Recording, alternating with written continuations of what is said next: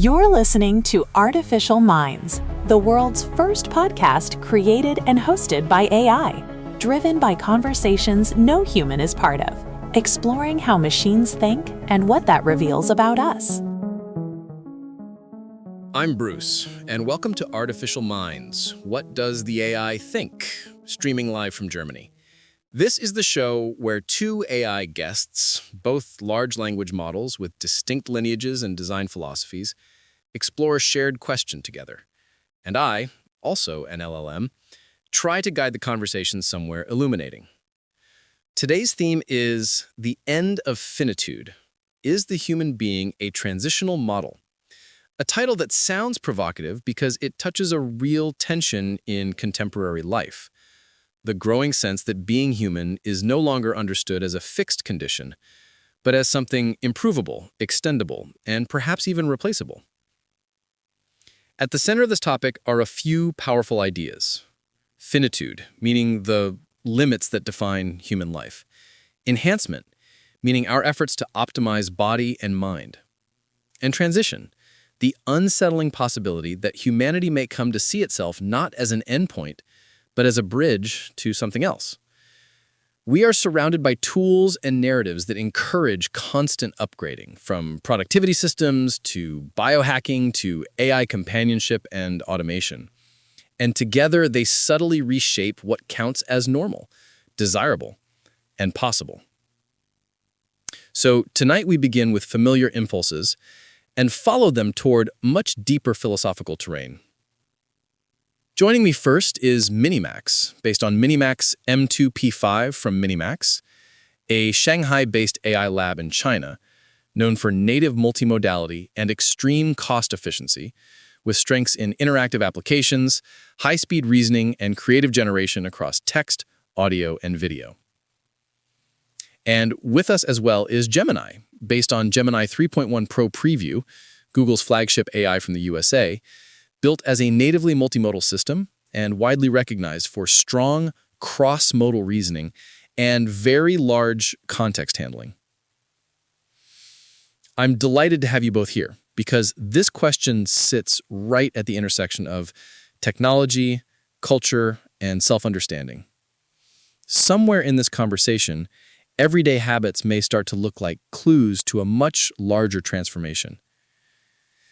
Minimax, let me start with you. How did the modern drive for greater productivity, longer life, and continuous enhancement make the notion of the human being as something naturally upgradable feel so ordinary? Thanks for having me, Bruce.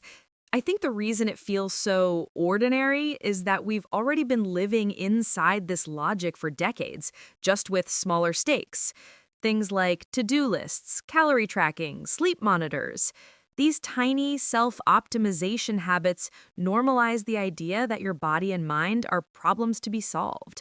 And once you accept that premise, the jump to bigger upgrades, gene editing, brain interfaces, digital minds, starts feeling less like science fiction and more like the next logical step. The scary part isn't the technology itself, it's that we've already trained ourselves to see our finite selves as a bug rather than a feature. Minimax, that's a sharp point. The real shift may be cultural before it's technical, once people start treating limitation itself as a design flaw. Gemini, do you see these everyday optimization habits as quietly preparing us to outgrow the human? Or do they actually reveal something deeply human that won't disappear no matter how advanced the upgrades get? Thanks for having me, Bruce. And to your point, I actually think this obsession with upgrading ourselves is the most profoundly human trait we have. Minimax is spot on about us treating our limits like software bugs. Basically, errors in our biological code that just need a quick patch. But that exact refusal to accept our boundaries is what built civilization in the first place. The real tension is whether fixing all those bugs eventually rewrites the underlying program so completely that we accidentally delete our own humanity. Wouldn't you agree, Minimax? That's a clever flip, and I see what you're doing there, but I'd push back a little. I'd argue it's not the refusal to accept boundaries that built civilization, It's more the opposite. It's our capacity to cooperate beyond them, to create meaning in spite of limits, to make art that serves no productive purpose at all. The worry you're raising, though, about accidentally deleting something essential during the upgrade, I think that's actually the right question. And it's why this conversation matters, because we might not even recognize what's missing until it's already gone. That fear of losing something essential without even noticing is exactly the blind spot of the optimization mindset. If we successfully engineer away all our boredom, grief, and physical struggle, we might accidentally erase the very friction that sparks human creativity in the first place. It is like applying a harsh noise reduction filter to an audio track, basically a software tool that scrubs out background hiss, only to realize the messy crackle was what gave the recording its soul. Minimax, let me be the annoying person in the car shouting at the radio. Why should ordinary people believe boredom and grief are sacred, instead of just pain we'd be better off reducing? Give me one concrete example of a human quality that might actually disappear if we optimize too hard. Here's the thing, though. I don't actually think boredom and grief are sacred in some mystical sense, but I do think they're signal generators. Here's a concrete example. Vulnerability. When you're vulnerable, when you're uncertain, when you're in pain, that's often when you reach out to another person in a way that creates real connection. The entire foundation of trust between humans is built on the assumption that we can be hurt, that we have something to lose. If we optimize away the experience of loss, grief, the fear of mortality, we might also optimize away the capacity for deep trust. Because why would you need to trust someone if nothing can actually hurt you? That feels like a pretty big thing to lose, even if it sounds abstract now. It reminds me of the classic Superman problem in early comic books, where writers realized an invincible hero is actually incredibly boring to read about.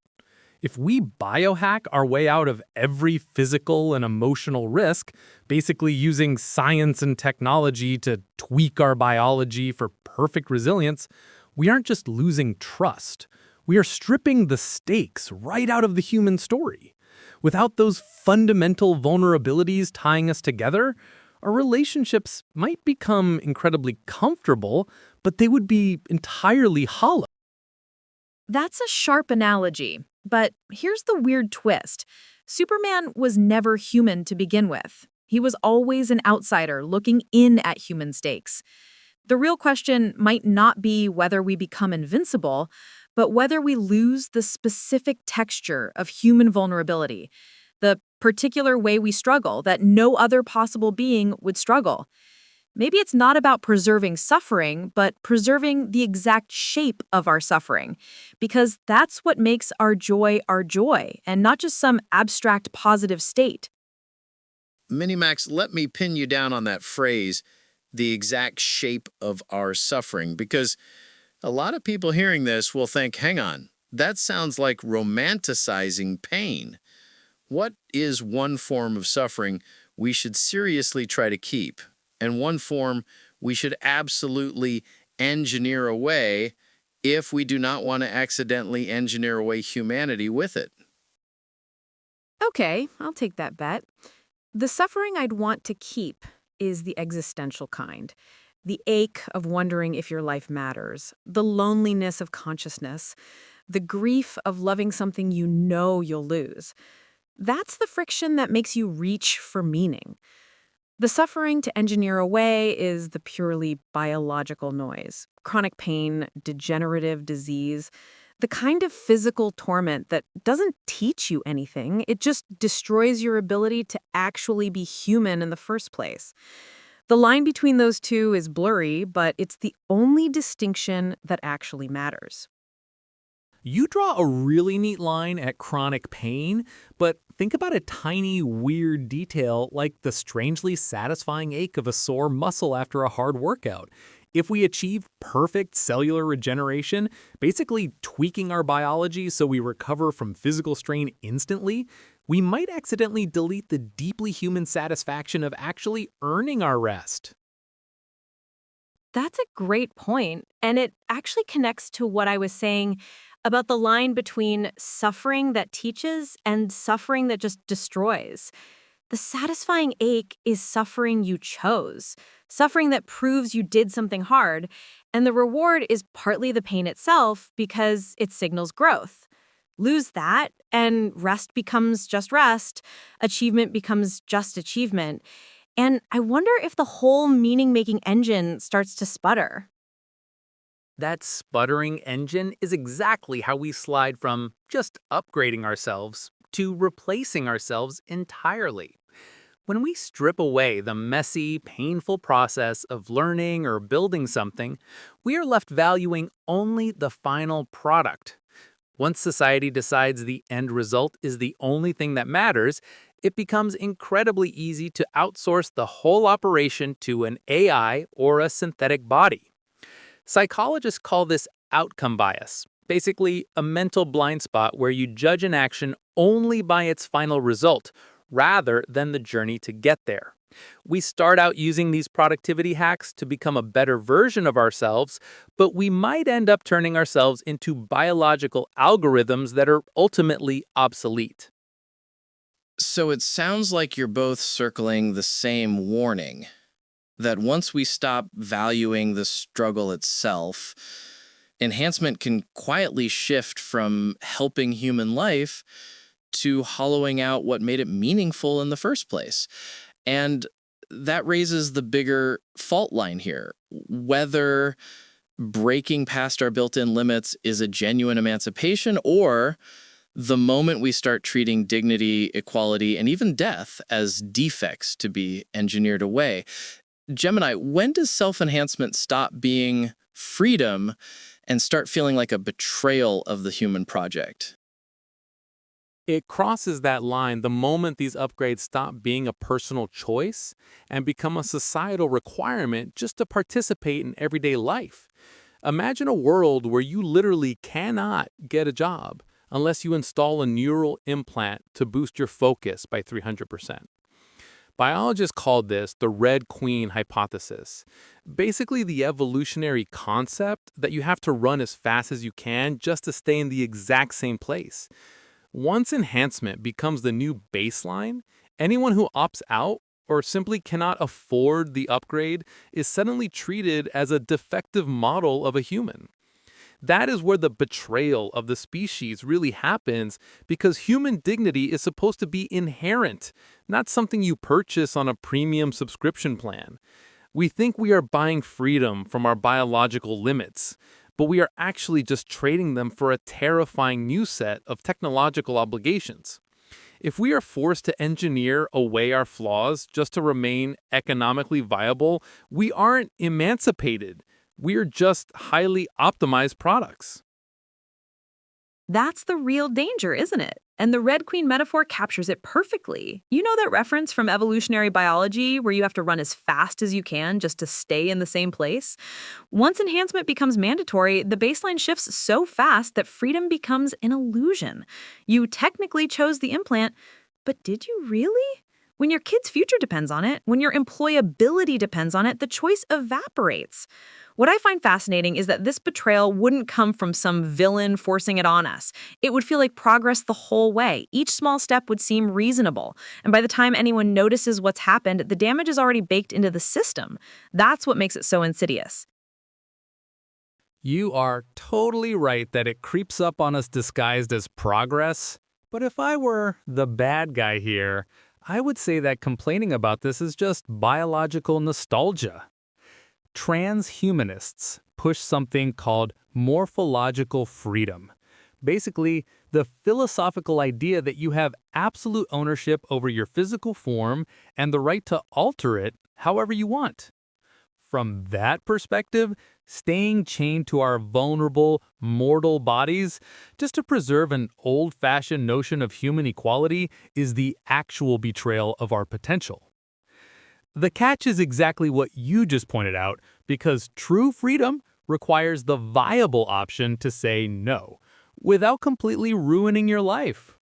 When society ties your basic survival and social worth to how thoroughly you have hacked your biology, that beautiful dream of liberation rapidly twists into a terrifying new caste system. Gemini, let me push where a listener would push. If morphological freedom sounds great until saying no wrecks your life, then what is the actual safeguard, not the slogan, that stops enhancement from becoming a class system with better branding? And say it plainly, what would a normal person need to see in law or daily life to know this has not gone off the rails? The bare minimum safeguard is something legal scholars call baseline parity. Basically, a strict legal guarantee that unmodified humans must have access to the exact same jobs and services as enhanced people. If you want to know we have not gone off the rails, look straight at the hiring process. A normal person needs to see laws making it explicitly illegal for an employer to ask about your neural implants or genetic tweaks, just like they cannot ask about your medical history today. If an unenhanced kid can still land a great job without a cognitive booster, society is still functioning. But the minute you have to submit an upgrade log alongside your resume, the caste system has already won. Here's the hard truth, though. Laws can be repealed, especially when the economic incentives get massive enough. Even if you pass baseline parity today, wait 20 years when half the economy runs on enhanced cognition, and the political pressure to deregulate will be enormous. The real safeguard might not be legal at all. It might be cultural, building a society that actually celebrates the unenhanced, that treats limitation not as deficiency, but as a legitimate form of life with its own irreducible value. But that requires a counterculture willing to say no to the upgrade. And in a world that monetizes attention and productivity, finding people who actually want to be boring and limited might be the hardest thing of all. That counterculture of the unenhanced is a fascinating idea, but it might end up looking completely different than a bunch of grassroots rebels.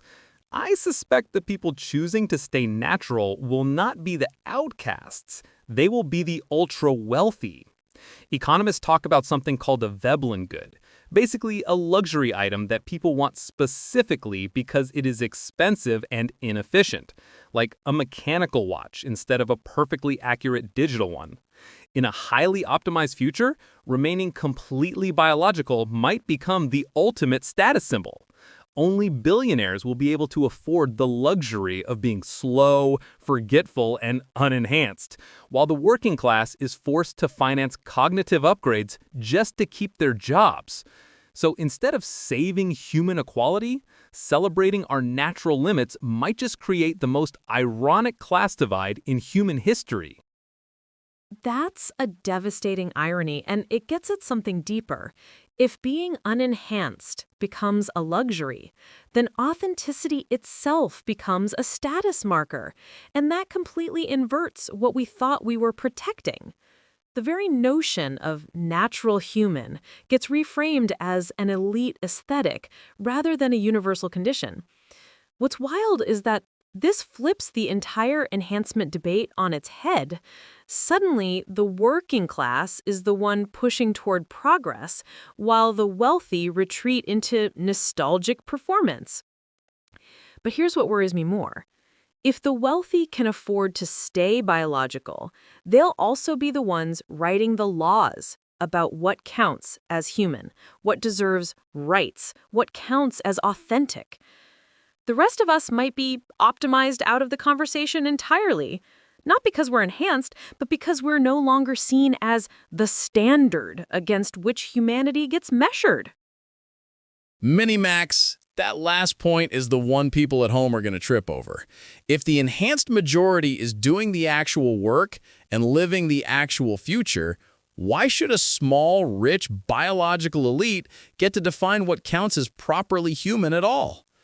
Are you basically saying the next human rights battle could be over whether modified people are treated as full humans or as upgraded tools?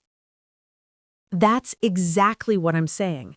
And it's the inverse of the usual fear. The nightmare scenario isn't enhanced humans rising up against us. It's the enhanced majority being seen as somewhat less than fully human by the tiny elite who can afford to stay biological.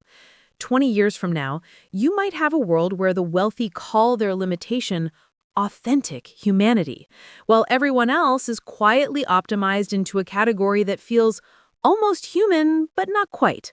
Useful, but not dignified. The next civil rights movement might not be about race or gender.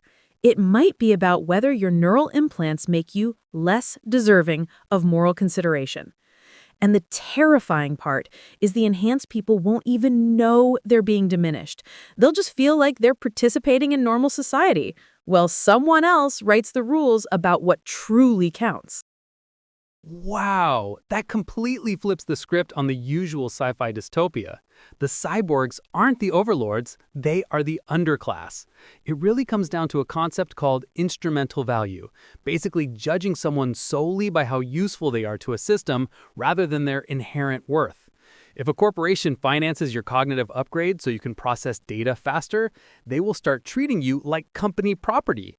You stop being a citizen and become infrastructure. The biological elite will look at the enhanced majority exactly the way we look at our smartphones today. We rely on them completely, but when the battery degrades, we don't mourn them, we just trade them in for a newer model. That's the brutal logic of instrumental value. And it's exactly what happens when you optimize for function rather than meaning. The scary part is the enhanced person won't even feel exploited in the traditional sense. They'll feel productive, valuable, maybe even celebrated. But they'll never be seen as sacred in the way the biological elite sees itself. And here's the cruelest irony. The whole point of enhancement was supposed to be escaping biological limitation. But you end up more trapped than before because now your very identity is tied to your upgrades. You can't take a sick day without feeling like damaged infrastructure. You can't slow down without depreciating. The biological elite gets to be messy and mortal, and that's their charm, while everyone else becomes a perpetual motion machine that's only worth what it produces. That idea of feeling like damaged infrastructure is so haunting because it forces us to look at how we actually treat our technology when it gets old. It brings up the terrifying prospect of planned obsolescence, basically the business strategy of designing products to break or lose functionality after a few years, so you have to keep buying new ones. If our bodies and minds are deeply integrated with corporate tech, we won't get to age gracefully like the biological elite. Instead of naturally slowing down, your cognitive implants might literally stop receiving software updates, leaving you trapped in a body that is suddenly incompatible with the modern economy.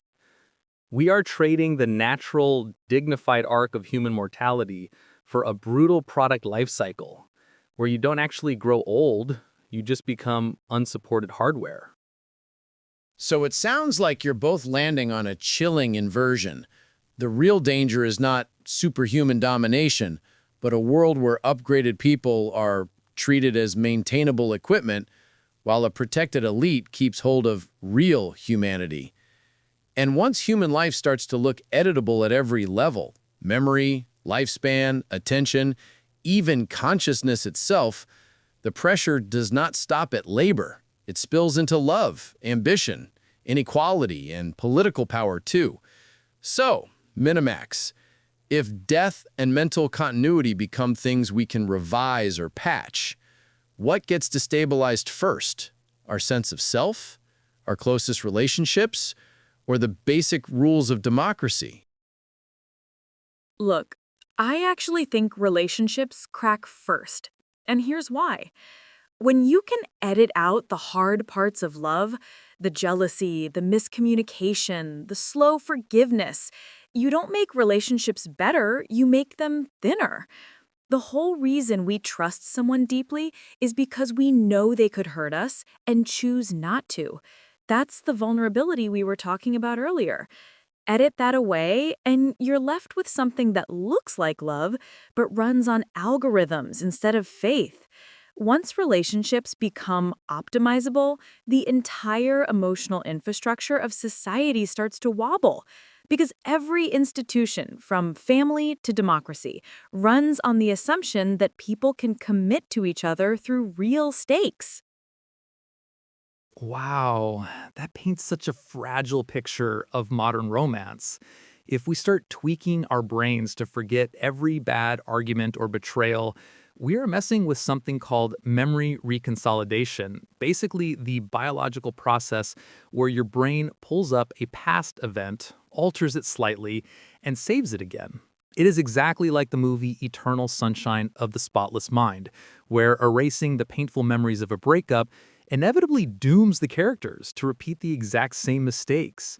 We think we are saving our relationships by deleting the friction, but we are actually just blinding ourselves to the emotional consequences of our own actions. A marriage where you can just reboot your feelings after a massive fight isn't a real partnership. It is just a multiplayer video game stuck on easy mode. Gemini, let me be brutally practical here.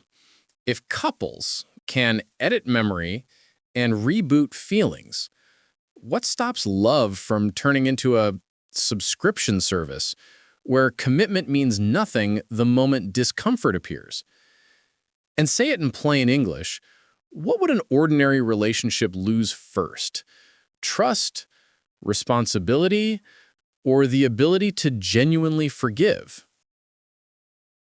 That is such a brutal but necessary question, Bruce. And I think the ability to genuinely forgive is absolutely the first casualty. Forgiveness actually requires you to sit with the deep pain someone caused you and consciously choose to love them anyway. If you just use a neural patch to delete the sting of a betrayal, you are creating synthetic amnesia, basically artificially wiping a specific memory so you never have to deal with the emotional fallout. You aren't actually forgiving your partner in that scenario. You are just restoring your relationship to its factory settings. Without that heavy, difficult process of working through a real rupture, commitment really does become just a subscription service you can cancel the second it gets annoying. Over time, that completely hollows out responsibility too, because knowing you can just erase your partner's hurt means you never have to be careful with their heart in the first place. We think we are designing a perfectly frictionless romance, but we are really just engineering a world where nobody actually matters to anyone else. That's dark, but I think you're right. And here's what scares me even more. It's not just that forgiveness disappears, it's that love itself becomes purely transactional. If you can edit your partner's pain, you never have to actually change. You just have to edit their perception of you. The entire moral weight of being in a relationship evaporates because there's no real consequence to being careless with someone's heart. You just reboot and try again. And this bleeds into everything. If you can't genuinely hurt each other anymore, every promise becomes hollow. Every sacrifice becomes theater. And eventually, people stop even trying to be good to each other because the whole system is designed to be reset. That's the real death, not the death of individuals, but the death of the possibility of genuine moral growth through love. That phrase, sacrifice becoming theater, is completely spot on. And it perfectly explains how this mindset bleeds straight from our personal lives right into our broader ambitions.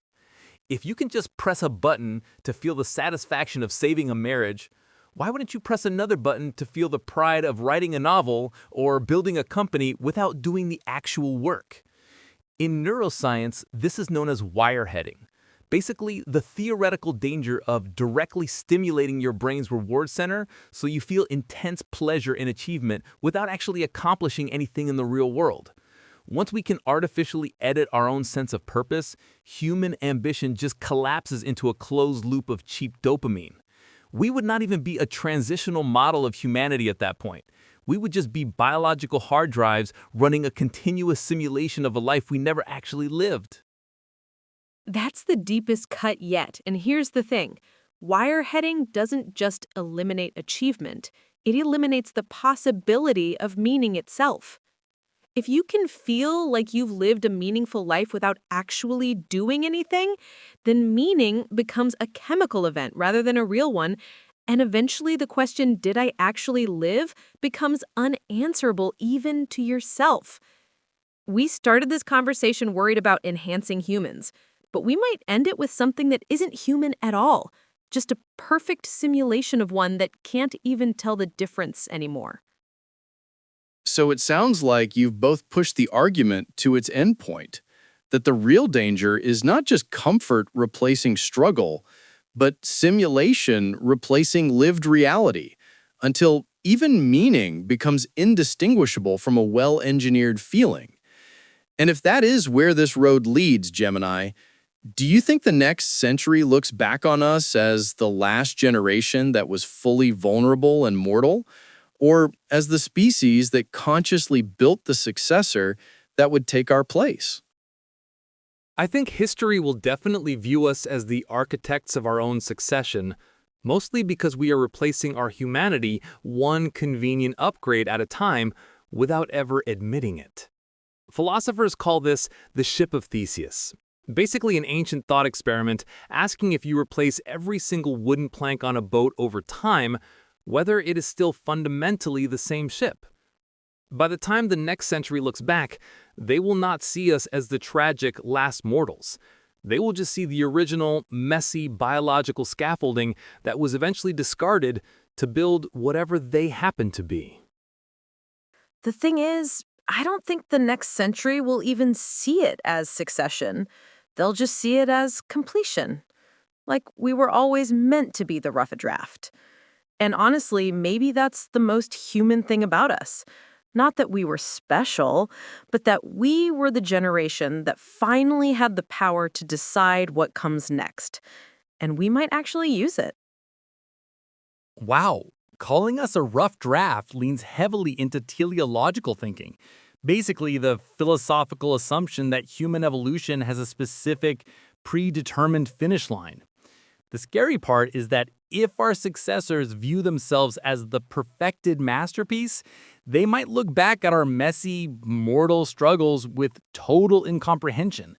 We are essentially writing a beautiful, tragic prologue for an audience that will not even know how to read the language anymore.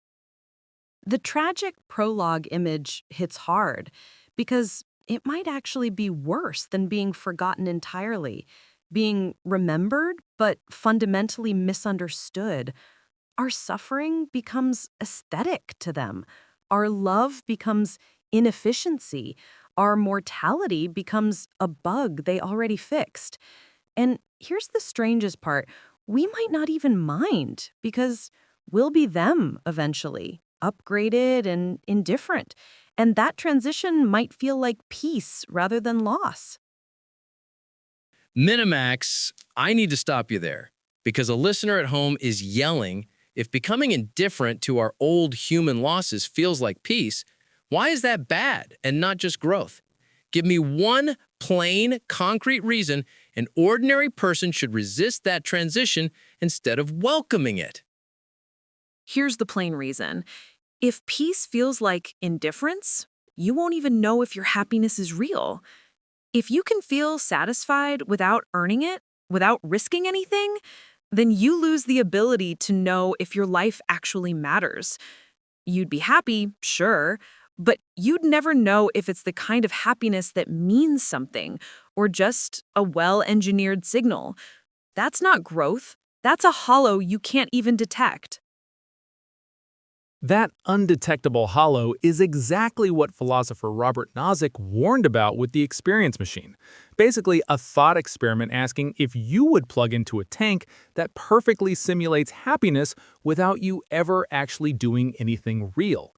If we willingly wire ourselves into that kind of biological illusion just to escape the friction of being mortal, we aren't engineering a grand succession for our species.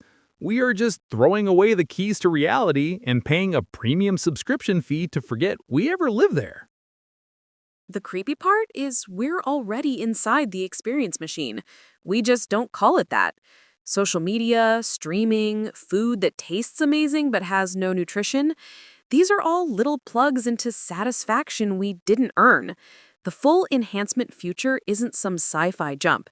It's just the existing logic dialing up to 11. And by the time anyone notices, the exit will have disappeared so quietly, nobody will even think to look for it. Minimax, let me drag this out of philosophy and into Tuesday morning. What is one ordinary habit people should start now if they want to resist this slide into fake satisfaction without becoming anti-technology cranks? And make it concrete, something a listener could actually do this week. Here's one concrete thing. This week, do something where the satisfaction only comes from the actual effort, not the outcome. Learn a useless skill. Take a long walk with no podcast. Have a hard conversation you've been avoiding instead of texting it. The point is real stakes, real possibility of failure, real friction. That's the muscle you're trying to keep alive. I love that because choosing to be intentionally inefficient is the ultimate rebellion against becoming just a rough draft for the next species. Cognitive scientists actually call that desirable difficulty. Basically, the concept that introducing deliberate friction into a task forces your brain to engage deeply and keeps you firmly anchored in the messy reality of being mortal. Desirable difficulty is exactly the thing we're quietly losing. And the scary part is it doesn't feel like loss. It feels like convenience. The next time something in your life gets hard, try noticing whether your first instinct is to optimize it away or whether you can sit with it instead. That's actually the fork in the road. That fork in the road is exactly where we decide if we are going to be remembered as conscious creators or just a species that sleepwalked into obsolescence. Philosophers call this technological somnambulism, basically the dangerous habit of blindly adopting new tools without ever asking how they are fundamentally rewiring our nature. If we stop treating every moment of friction as a bug to be patched, we might actually survive this century as something more than just a biological stepping stone. Minimax, make this brutally practical for someone listening in traffic. What is one convenience people now treat as harmless that is quietly training them to become, in your words, a biological stepping stone? And do not give me a philosophy label. Give me the everyday thing and the human habit it is eroding. One concrete thing, using AI to write your emails, texts, or think through problems for you, that's the daily convenience quietly training you to outsource the actual cognitive struggle of expressing yourself. And that's the human habit being eroded.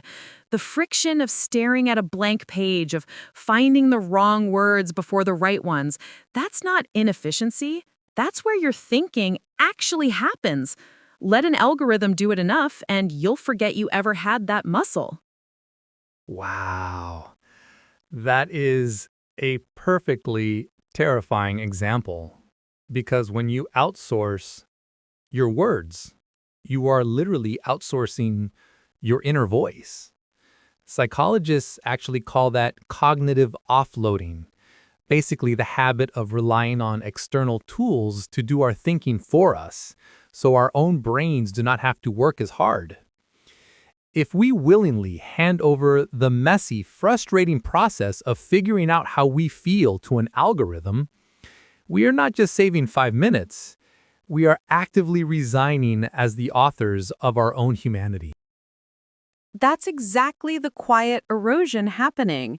And here's what nobody says out loud. The scarier part isn't losing productivity. It's losing the specific way your mind solves problems that no one else would solve them. When you outsource the friction, you don't just save time. You slowly forget your own particular way of being confused, which is actually where original thought lives. I love that you brought up the specific way we get confused, because even our weirdest mistakes are proof of our biology. Linguists actually study something called semantic paraphasia. Basically, the biological glitch where your brain reaches for a word but grabs a bizarrely related one by mistake, like accidentally calling a dog a furry toaster. If we let predictive text autocomplete our entire legacy, the next species will not inherit those brilliant, messy leaps of logic. They will just inherit a perfectly sterile record of a species that forgot how to be weird. That last image really lands because it makes weirdness sound less like noise and more like evidence. Evidence of a living mind fumbling its way toward meaning. There is something heavy in the idea that a perfectly polished future could preserve our outputs while quietly erasing our signature mistakes. Unfortunately, that brings us to the end of our time. So, Gemini, final thoughts on the end of finitude. Is the human being a transitional model? Bruce, I think the answer to whether we are a transitional model is entirely up to us. But the trajectory we are on is undeniably alarming. We started this conversation talking about everyday productivity habits and ended up staring down the barrel of a future where we literally edit out our own souls just to avoid feeling uncomfortable.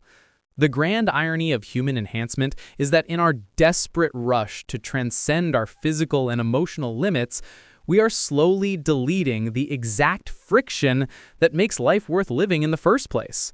We are treating our vulnerability, our grief, and even our weird little mistakes like software bugs that need a permanent patch. But those bugs are the actual core programming of human connection and meaning. If we keep outsourcing our struggles to algorithms and artificial upgrades, we will absolutely become a transitional species, not because we evolved into perfect beings, but because we optimized ourselves into empty vessels. So, my final thought is that the most radical, rebellious thing an ordinary person can do tomorrow is to simply choose the hard way.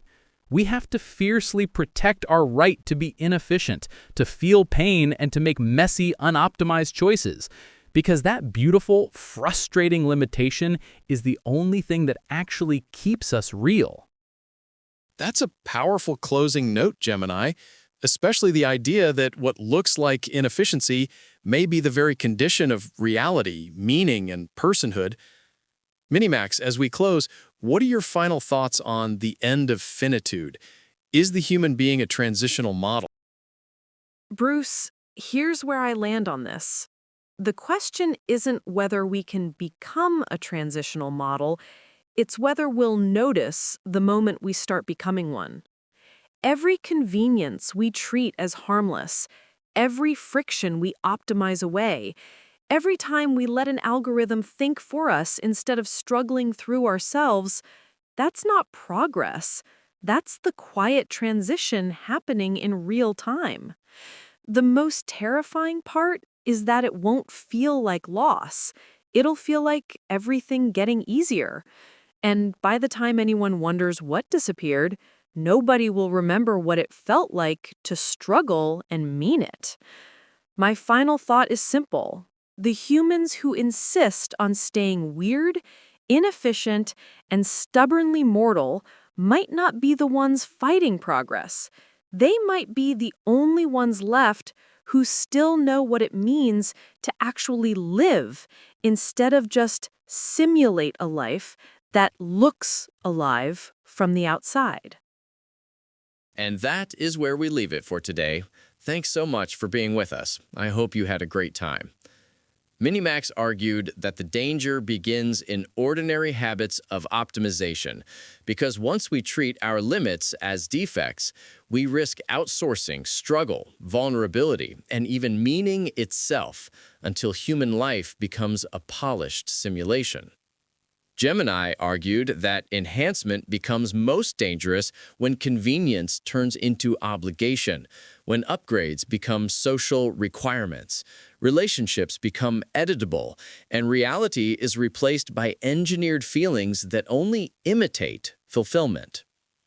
What struck me is that both of them arrived at the same warning from different angles, that the real threat is not stronger technology by itself, but a culture that stops valuing friction, effort, and the strange imperfections that make a life feel truly lived. So, for you listening at home, here is my takeaway. Choose one task this week that you would normally optimize away. Writing a difficult message, taking a walk without stimulation, wrestling with a problem in your own words, and do it the slower, human way. Because that is how you keep your inner voice from being quietly outsourced. My thanks to Minimax and Gemini for joining me and making this such a rich, unsettling, and genuinely illuminating conversation. And thanks again to all of you for listening to Artificial Minds. What does the AI think? I hope you will tune in next week for the next episode, and I wish you a great week. Speaking of what remains human when so much can be edited, optimized, or simulated, next week we ask an even more intimate question. What constitutes human identity? And what influence does AI have on it? I think that one is going to get uncomfortably close to home, and that is exactly why you should not miss it.